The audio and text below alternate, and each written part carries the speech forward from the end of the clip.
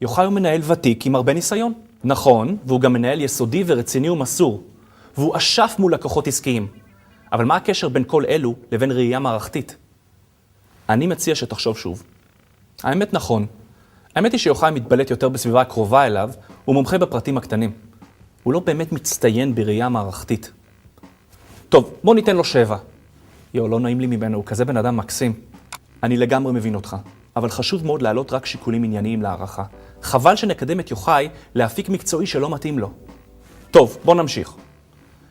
בעל יכולת ביטוי גבוהה, תחשוב. בוא נראה. בפרזנטציה מול מנהלי המרחב, יוחאי העביר מצגת מול 80 איש. הוא עשה את זה כמו קוסם. אנשים מחאו לו כפיים בסוף. חוץ מזה, ראיתי איך הוא קולט מנהלים חדשים ומסביר להם בבהירות כל דבר ודבר. איך הוא כותב הצעות ואפיונים. אני נותן לו 9, מצוין. איך הייתי? מעולה. כשמגיע אז מגיע. הרי אתה זה שמכיר אותו יותר טוב מכל אחד אחר בבנק. נכון, ומגיע לו. מנהלים ומנהלות יקרים.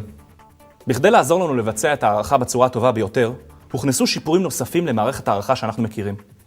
לדוגמה, קטגוריית הציונים שנקראת יוצא דופן. מי שזוכה לציון כזה חייב להיות באמת יוצא דופן, ובעל ביצועים מיוחדים ונדירים. כל כך יוצאי דופן, שהמערכת אפילו תייעץ לנו לשקול שוב את החלטתנו במקרה של שימוש בציון יוצא דופן. לאחר שדרגנו ונתנו הערכה ומשוב בכל אחת מהקטגוריות, המערכת תסכם עבורנו את פרופיל המנהל המוערך.